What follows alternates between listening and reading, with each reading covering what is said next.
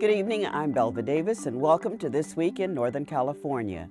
Joining me on our news panel tonight, Scott Shafer, host of the California Report on KQED Public Radio on plans for development at the Hunters Point Shipyard.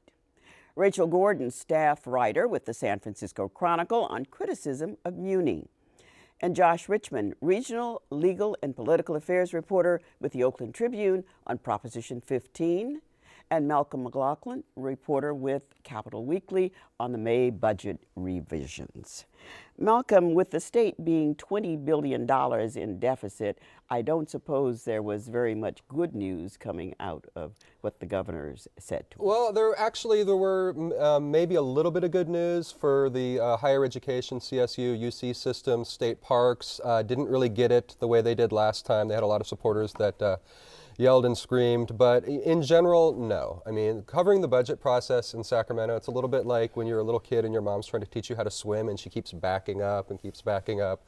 That, it feels like we're always $20 billion away. And yeah, so I mean, there's huge cuts going on. There was a little bit of good news coming in terms of the tax receipts. The sales tax were coming in a little bit higher, but then we got through sort of the April tax season and income taxes were lower, so we're actually still another 1.3 billion in the hole. And the governor's response is basically what we've seen before. It's deep cuts, mainly to social welfare nets. Health, type programs. I think what was a little bit different this time is the governor kind of went a little bit more with the nuclear option in terms of some of the programs, specifically CalWORKs and Healthy Families that have federal matches, via various formulas, where he would try to cut them, and then people would sue, say, you can't do that, we're going to lose the federal money. Well, he proposes just completely getting rid of the programs, therefore there's nothing to sue over. I was going to say, this is kind of an opening gambit in a way from the governor, right? Absolutely. I mean, there was no talk of new taxes or even extending taxes that are set to, tax increases that are set to expire. There are some corporate tax sort of breaks that are scheduled to take effect. I mean, those things could be gambling, bargaining chips, I suppose. Well, the governor didn't certainly want to didn't put those on the table from the get-go. And I mean, legislative Republicans made it very clear early on that they weren't going for that stuff. They really have the final say. And the political theater started even earlier this time, where about 100 days before the budget was actually due, Martin Garrick, the new Assembly Republican leader, made a big show of getting out a bunch of calendars and pointing at the wall. But that didn't get them any closer to agreeing because they fundamentally don't agree. Let me ask you with the political part of this. I mean, it's an election year. Does the governor have anything to lose to just kind of go for it this time? Is there any reason he really needs to compromise and work with lawmakers on both sides of the aisle? Or can he go, this is what I'm going to do, and we're going to keep going forward with it, and I defy you to come up with a better plan? Well, I mean, I think we got our answer when the governor did the same things that he'd been doing all along, only more so. So, yeah, I mean, I think we're really seeing the real Arnold Schwarzenegger, very libertarian-leaning, not necessarily a big believer in government spending in a lot of ways. So, yeah, this is the real guy. I mean, I think when it really kind of raises the question, just watching the budget process, though, where we go into next year, where we're going to have like a real Democrat or a real Republican who will have some sort of a constituency in the legislature, because it's really interesting seeing a governor who doesn't really have a constituency there. And often outside of some of these, the May revise, some of the places where the governor really, has sort of a scripted piece in the play, has seemed a little bit irrelevant to the process. I mean, especially now that, he's terming out. Let's talk about programs that he's planning, or at least has said that he would want to cut, that will have a real relevance in many lives if we're talking about healthy families and other welfare programs. So the rhetorical creativity that came from some of the social justice, the health groups, just Democrats, it was truly breathtaking. And I think they were expecting cuts, but they weren't expecting him to completely, after the fight that we went through with Healthy Families last year, and there was money found to keep it alive, and they cut some kids and not others. Explain what Healthy Families. Healthy Families currently provides health care for 900,000 relatively low-income California children who would otherwise be uninsured. I mean, a few years ago under a Democratic administration would have been considered a sacred cow, untouchable. He proposed to get rid of it entirely. A lot of that goes back to the issue I brought up of the fights with the feds and the court battles he kept losing. One of the things the governor talked about is pension reform, and that's something that local governments are also very concerned about. Certainly, San Francisco is, where they're just unable to keep up with the match for these public employee unions, and it seems like it's setting up this conflict between two Democratic constituencies. You've got folks who are concerned about education and health care and social welfare programs, and then you got the unions who are really trying to protect those things. So I'm wondering if there's some kind of a confrontation coming within, among the Democrats over how to solve this thing. Well, it's been happening behind the scenes for a long time. I think as long as Democrats are facing the situation there in Sacramento, they're not going to let that kind of get out in quite the same way. But I mean, these issues have been going on for a long time, and there's actually a lot of discontent with the public employee unions among other Democrats. And I think the public employee unions in the long run are going to have to give some ground there. But Arnold Schwarzenegger or Meg Whitman, probably not the people who are going to make that happen. Sort of a Nixon goes to China kind of moment. I think Jerry Brown might be more able to take that on. You talked about another program in addition to the one affecting children that the governor has talked about just getting rid of. Explain what that is. This all just came out today, and we're just still all digging through the details. But it essentially seems that he's getting rid of welfare in California as we know it. So yeah, I mean, it's really, really major cuts. So a big thing is, will the local jurisdictions, will counties who have the welfare programs, will they step in? I mean, they're all hurting financially as well, but are they going to let the poorest of the poor go without housing, go without food, go without clothing? The onus is going to be on them, I would guess. Well, that's what happens is these battles then spin out to the counties. And so, I mean, we have a really interesting case going on in Sacramento right now around mental health. Where you have basically the counties have gotten walloped by the state cuts, the blue pencil, and are basically trying to get rid of the nonprofits that have been doing a lot of the work, taking care of people with substance abuse and mental health. The people who would basically be on the streets, going into the emergency rooms, taking up police time, taking up revenue that way. Sacramento County, all the other counties, they're trying to figure that out right now. So, I mean, this is really just the start of the battle, but basically he's signaled his intention. He's going to throw this one down to the counties too. In spite of the bad times. And figure it out. In spite of the bad times, there are many people who really would like to run for office, would like to be in the position of trying to govern the state in its bad position. So we turn to Josh Richman, who's going to talk about a proposition that would change the way we fund the election of some of the people who Indeed it would, except not those people yet. What Prop 15 called the California Fair Elections Act would do is it would lift the ban on public funding for campaigns and start a pilot project in which we try a system of public funding only for the Secretary of State's election in 2014 and 2018. And basically the way this would work is that a candidate would have to raise small donations, $5 donations from about 7,500 registered voters. And if they could show that level of public support, they'd then be eligible to get this public funding. They'd have to, if they get it, they'd have to swear not to take any other private funding for the duration of the campaign. And it would basically work out that they get a base amount of funding and then whatever they need to match what's being spent by people who didn't accept the public funding, up to a limit of about $5 million in the primary, a limit of about $6.5 million in the general election. Now, the Secretary of State's office is, I saw one person describe it as sort of an electoral backwater. People don't spend a lot of money on the Secretary of State's office because not that many people run for Secretary of State because not many people know what the Secretary of State even does. The Secretary of State, for the record, is the chief elections officer of the state, administers our electoral systems, our campaign finance system, has some custodial duties in terms of registration of businesses and the like. But it's not a glamorous office, so a lot of money doesn't typically get spent on this. But isn't that a reason for wanting to make that the first office that you do, since they have so much power over elections? They have power over elections. Who's the Secretary of State? The Secretary of State right now, the incumbent running for re-election this Hillary year Clinton, is well, that's a whole different Secretary of State. The California Secretary of State is Deborah Bowen, a Democrat. She's running for re-election this year. There are a couple of Republicans vying for the nomination to challenge her, but this won't take effect this year. This is again a pilot project for 2014.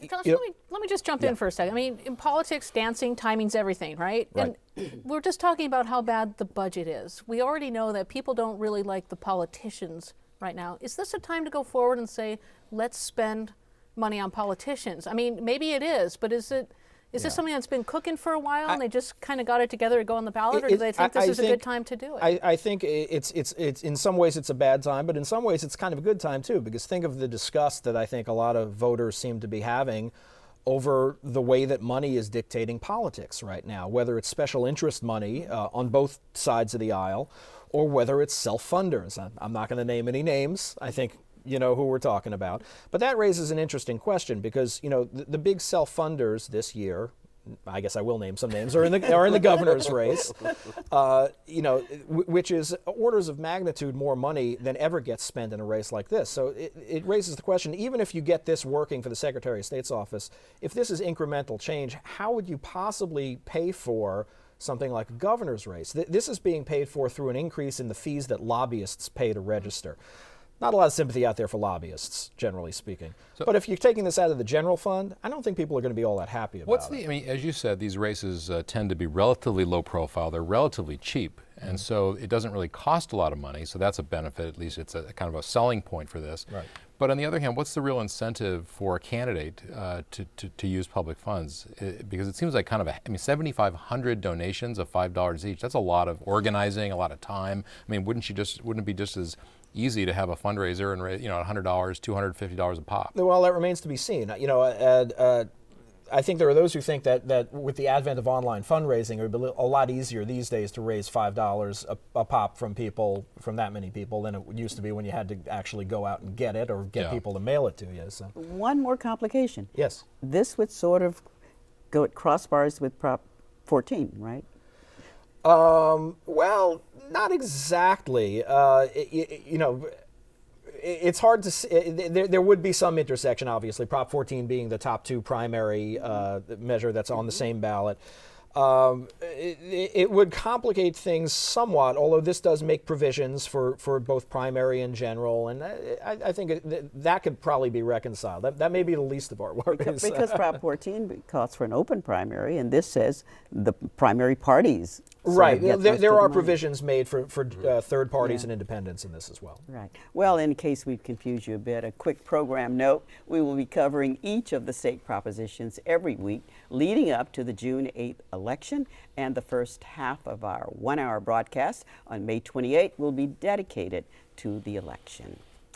Well, there are money problems all over, both at the state level as well as at city level. But Rachel, you're here to talk about money problems in transit. Some transit district, at least BART's doing okay, but not Muni. So what in particular has caused Muni's problems? Well, as you said, it's money. So why are there money problems at Muni? This is something that Muni struggled with for years, and there are a number of reasons. The big one is the state. There's been a huge state hit in taking away transit assistance funding, about $300 million over the last few years. They're saying if the state didn't take our money, raid the money that the voters said should go to transit projects, we'd be fine, we'd be flush, we wouldn't have to worry about this.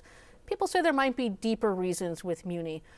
A big component seems to be labor, that management's hands are tied by city voters for more than 40 years, saying when you go to the bargaining table to forge a new contract, you can talk about everything, but you can't talk about salary. That's going to be set by a formula that makes them automatically the second highest paid transit operators in the country. So why is that a big deal? Okay, they have a hard job, maybe they should get paid a lot of money, but if you can't negotiate salary, you can't negotiate a lot of other things. And there are some work rules we're finding out. There was just a new audit out by the Board of Supervisors budget analysts that said there are things like overtime rules that get in the way. It costs a lot of money that really favor operators. You don't have to work a full 40-hour week before you can collect overtime, get an overtime shift. Things like part-time drivers, that would really help when you have a morning rush hour and an evening rush hour. But there's a de facto prohibition on part-time drivers in San Francisco because of the work rules. So San Francisco's paying a lot of overtime that way, where a lot of other transit agencies have them. So that's one of the big reasons that's driving the whole problem with Muni. There's a lot of talk for reform. Whether that happens remains to be seen. Well, and it's interesting because the supervisors are, of course, very pro-transit. They want people out of their cars. They want people they're threatening the MTA with their budget cuts and so on. And yet Sean Ellsburn, the supervisor who's circulating one of these ballot measures to change the work rules and change the way salaries are set to put it on the bargaining table, there isn't a single vote at the Board of Supervisors in support of that. I mean, he's getting no support whatsoever. Right. So what's going on there? They say they're for the for Muni, they want to improve service, and yet here's something that would... A couple of issues. I mean, it's a very union-friendly town. We can't forget about that. And I think the people who are against Ellsburn's measure says, look, don't just target this one group of employees. Let's look at bigger things. How come there's a minimum staffing level in the police department? How come firefighters in San Francisco have shorter work weeks than other firefighters have on the whole? Saying, let's do real employee reform. Let's not just go after Muni operators. I think, though, that if Ellsburn's proposed initiative qualifies for the ballot, he has till early July to see if he could collect enough signatures, then you might see more politicians jumping on the bandwagon.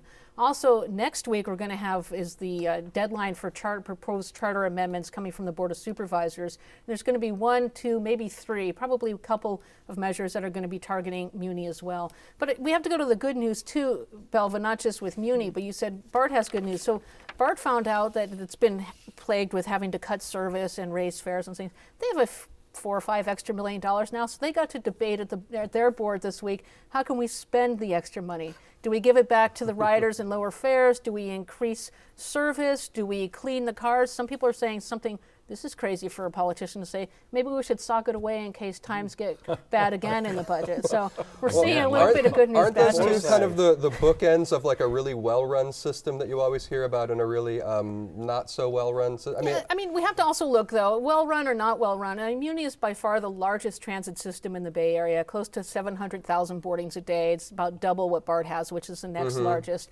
San Francisco, BART is a train system, right? They have trains. Right. San Francisco has buses, historic streetcars, cable cars, trains, electric buses, diesel buses. In a dense city, there are a lot of complications there. I know a lot of people who've said, well, I'll walk 7 extra blocks if I get to take BART instead of Muni. Yeah, I mean, that's true. And one thing we have to talk about reliability, the 10% service cuts, those come on top of other service reductions where lines were eliminated last fall. People are paying more money for less service, waiting longer for service, and more crowded buses. Well, Muni's also paying out a lot of money for accidents and litigation, that kind of thing. I mean, how big a portion of, how big a part of the problem is that? And I think over the last 5 years or 6 years, it's averaged $10 or $11 million a year in paying out fees.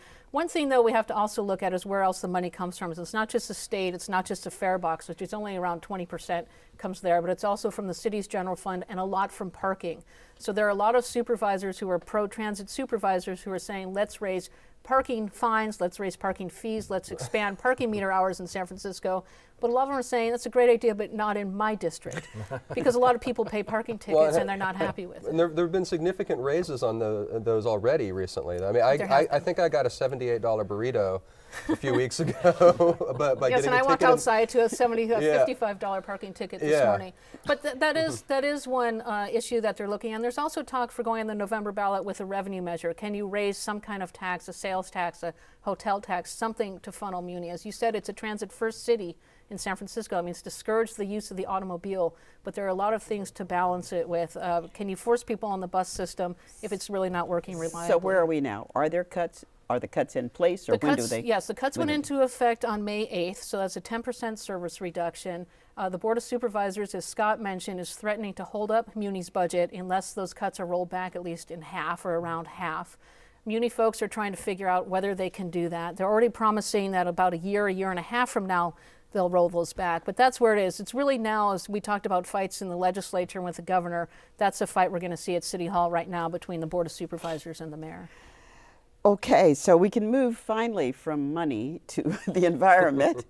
Scott, your story's about Hunters Point Naval Shipyard that is polluted. Why, how did it become polluted, and what's being done, and are they cleaning it up? Well, you wouldn't know it today, Belva, out at the shipyard. If you walk around, it's a very desolate place. But back in the 40s and 50s, it was a huge industrial site.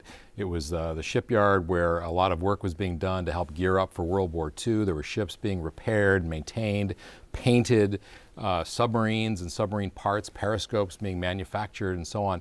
And so in the course of all that, remember, this is well before the environmental movement. There were all kinds of chemicals, oils, diesel, solvents, PCBs were dumped out there without any kind of regulations. Some of it sank into the ground and polluted the soil. Some of it's in the groundwater. And so when the base was decommissioned back some 37 years ago, the Navy began to, as they talked about developing it, began to clean it up. And so for the past 20 years, the Navy has spent about $700 million cleaning up the soil and the groundwater, beginning to turn it over to the city so that it can be built for, built housing can be built there. The Alice Griffiths public housing project is going to be redone and so on. But it hasn't quite cleared all the hurdles yet. And in San Francisco, there's always a lot of hurdles to clear. There's a lot of concern in the neighborhood that the cleanup hasn't been as complete as it should be.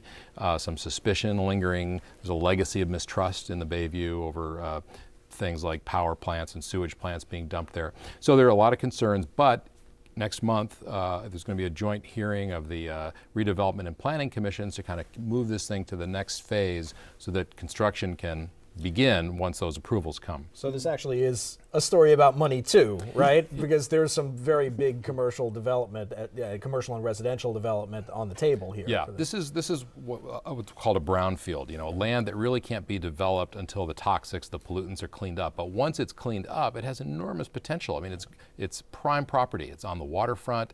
I was down there this week looking out, getting a tour. I mean, you can see downtown, the bay. It's very nice. And if the city could begin to develop that with housing, commercial space, even open space to bring people out there to shop and so on, it would generate huge amounts of revenue. You mentioned brownfield, but this property, I think, has also been designated as a Superfund site. It is. It's a Superfund site, which is one kind of brownfield. And it indicates a level of priority for the EPA to clean this up. And it's a good thing that it is, because it means the infusion of hundreds of millions of dollars. I mentioned they've spent about $700 million. There's another $400 to $500 million that's going to be needed to be spent before all the land that they want to develop is available So, Scott, and clean. is the Navy fighting this, the extra money that's needed? Is that where the fight is, with the city saying you have to do X, Y, or Z, and the Navy saying we've done enough? Or is the Navy committed at this point, the federal government, to say whatever it takes to get this land clean, we're going to do it? Well, you know, it's not just the city. There's regional, there's air quality, there's the California EPA, there's the toxic substances. So there's several layers, starting with the U.S. the EPA, Environmental Protection Agency. So it is the Navy cleaning it up. They're not really, they're following the rules. There's tremendous oversight and different levels of redundancy in terms of testing of the soil and the air and so on. So I wouldn't say they're fighting it. I mean, especially with Nancy Pelosi and President Obama pretty committed to getting this done. I think they see this as a kind of model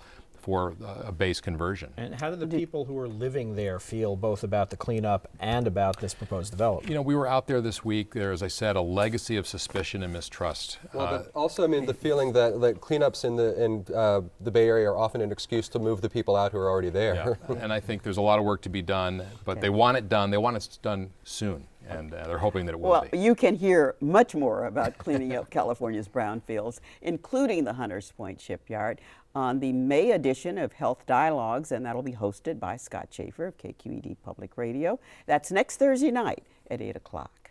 Well, my thanks to all of you for joining us tonight.